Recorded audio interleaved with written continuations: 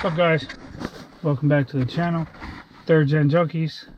I'm actually in the woman's car, Bebe as she's named it, her Impala, getting ready to head to Home Depot to get some Diablo blades so that I can finish cutting up this Firebird, which you'll see here in a little bit. We're going to head to Home Depot first and get some Diablo blades and possibly stop by my brother-in-law's to get a sawzall, because I've been having mad issues with all the sawzalls that I've had lately, which is ridiculous. My Makita, the trigger, started acting up. I took it to him to see if it was the brushes or the trigger. We took it apart, cleaned it. He ordered a new trigger. Trigger hasn't showed up yet. So I went out and I bought two Milwaukee sawzalls from a lady. One was older, the other one was newer, but the brushes were smoked in it. It was a 10 amp, and that's one I want to fix and keep. And I want to fix and keep the Makita. The other one that did work that I bought from the lady, it was the hold down bracket that holds the actual blade in. Her husband had over tightened it and it actually cracked the hold down plate in half.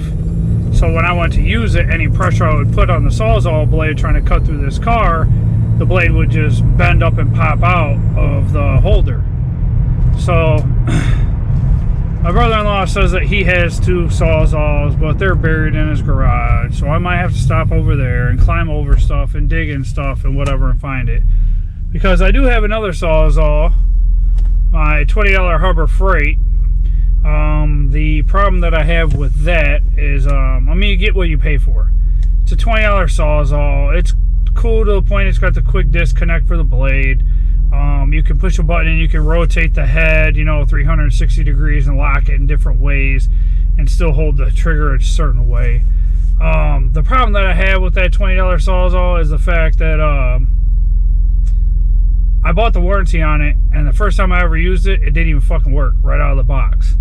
So I took it back, used up the warranty, got another one. The problem that I have with it is it has a really short stroke, meaning that it doesn't use the full length of the teeth of the blades. So basically what you're doing is you're eating up like a 1 or 2 inch section of your blade instead of actually utilizing all the teeth on the blades to cut through whatever it is you're cutting, in a timely manner. Diablo blades, I've used Diablo blades to cut up one blade to cut up a whole 3rd gen Camaro. The whole car with one blade. And that was with the Makita sawzall, which has a really long stroke. It's amazing. But the problem that I'm having with this one is I'm eating up these Diablo blades and they're not cheap.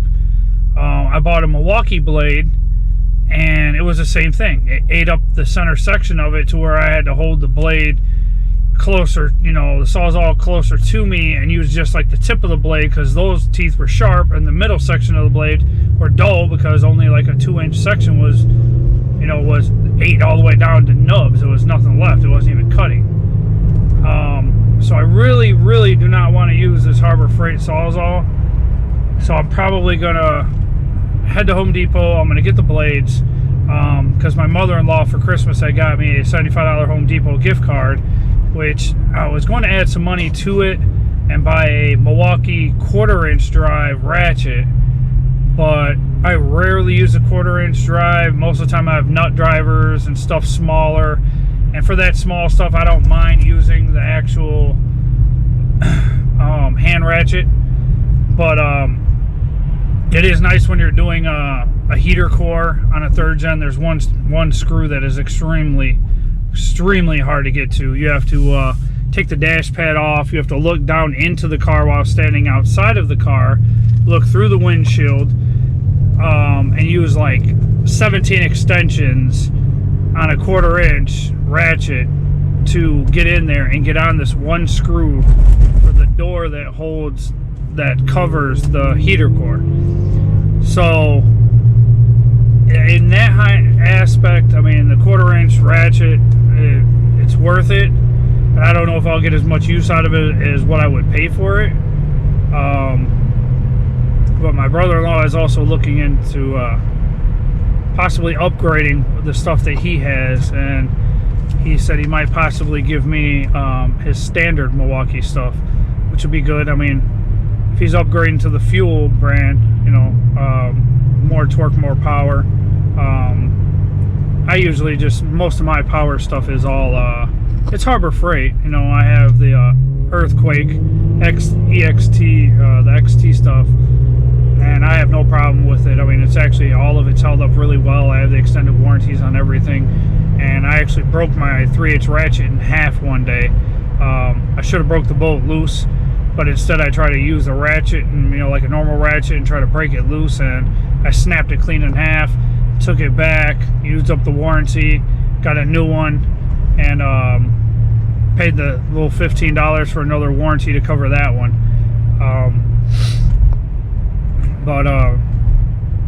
Yeah, I mean, I'm trying to upgrade my tools as I go here and there.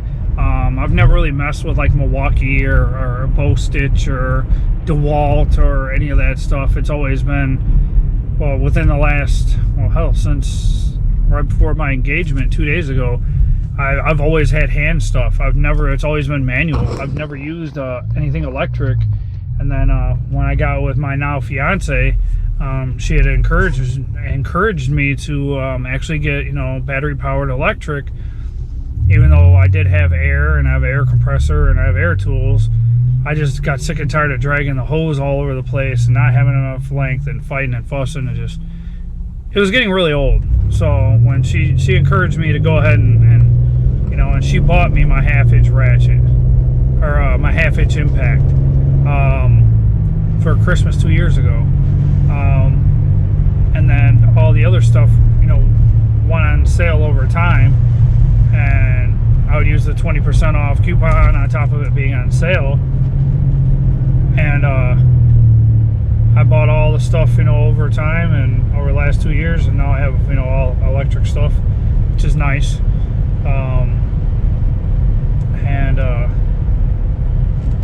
I don't know, I mean, I got that Milwaukee light, you know, from my brother-in-law and my fiance, and I mean, that thing is beyond amazing. I mean, it has the light of like the sun, I swear to God. It lasts 5 hours. It's really cool with the bracket that you can extend and stick it under the hood. It has the 2 settings where you got the low setting and the high setting, and I think that's really cool because when the battery gets low and it flashes at you that's getting low, you can actually change it from the high setting to the low setting, which is awesome, because then you don't use as much battery and you actually get more life out of the light, even though it's a little bit dimmer. It's amazing because you can, it's just, I don't know, I've never had a light like that, and it's the best thing that I've ever, probably the best tool or best thing that I've ever had bought for me, period, when it comes to a lot of things. Besides, you know, I had a car bought for me one time, which was a replacement to the car that I had given to that person, which happened to be my mom. She had car issues and whatever. I was in high school. I could ride the bus, but I had a car, so I gave her my car, so she could get back and forth to work. And in hindsight, after everything, she went out and actually bought me a car to replace the one that I gave her. But yeah, so we're gonna head to Home Depot. We're a few minutes away, and I'll see you when we get there. Alright guys, I'm back. We are here at the Home Depot. Go in here and get some Diablo blades.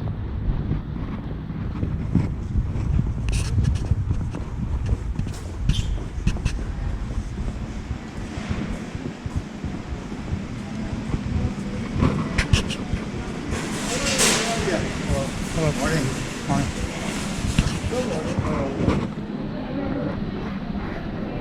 So yeah, if you didn't know, I purchased an '89 Firebird roller. You'll see it here in a little bit. This roller was bought just for the floor pans, for Purple Haze, so that I can get it together and have this car totally done and ready and running I mean, I will have it running without the floor pans in it for this summer coming up. But it was mainly bought for the floor pans. I didn't pay much for it, and I got probably $700 worth of parts out of it. I got a guy coming today to buy some, so I mean, it's not bad. Hey, look, 1/4 inch Milwaukee ratchet's $149, and I had 75 of it. Well, it's funny. The 3/8 ratchet's the same. And those aren't even the fuels. Well, they have the fuel 3/8 ratchet, but they don't have the fuel 1/4 inch ratchet. It's weird. See?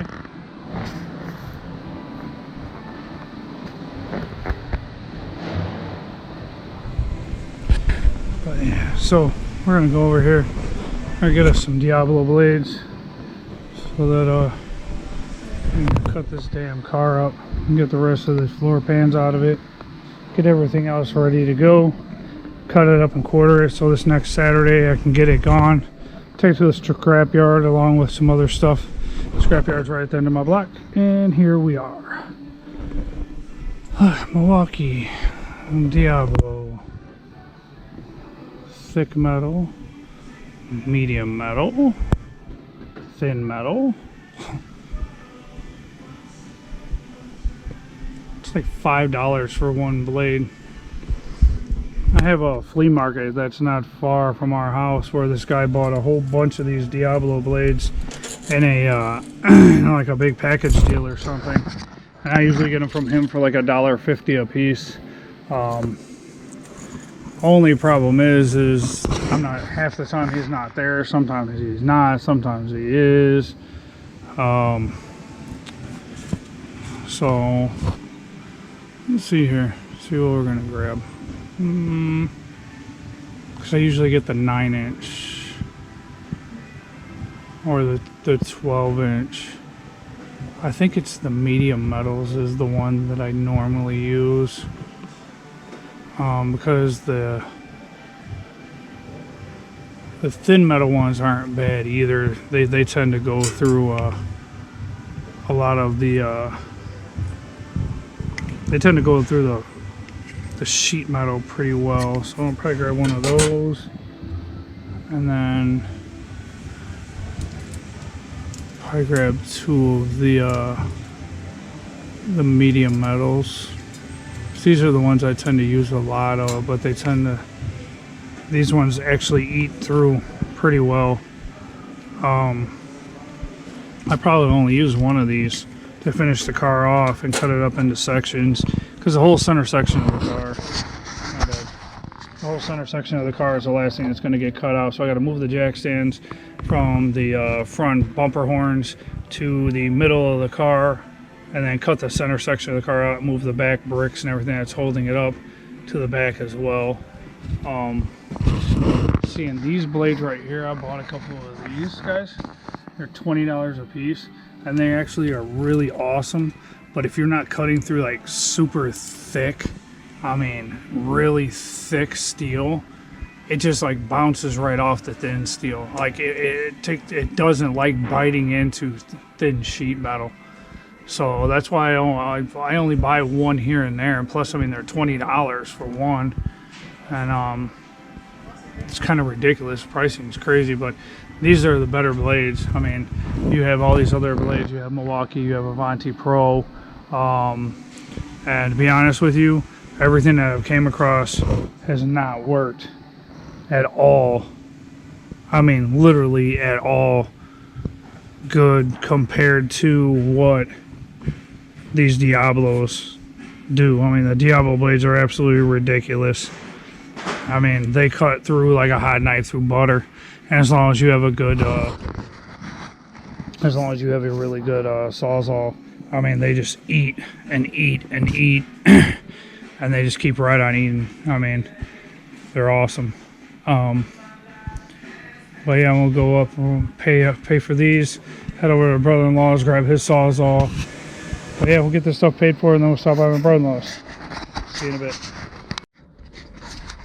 Alright guys, I'm back. Stopped by my brother-in-law's, got tied up over there for about 45 minutes cleaning up around the garage and just moving stuff and getting shit out of the way. It's just they have a lot of stuff. So got the Ryobi case, and like I said, I got a 12-inch metal and a 9-inch metal, thin metal, and a medium metal, and I got a 12-inch metal blade on his Ryobi right here. Can't really see it, I'm overshadowing it.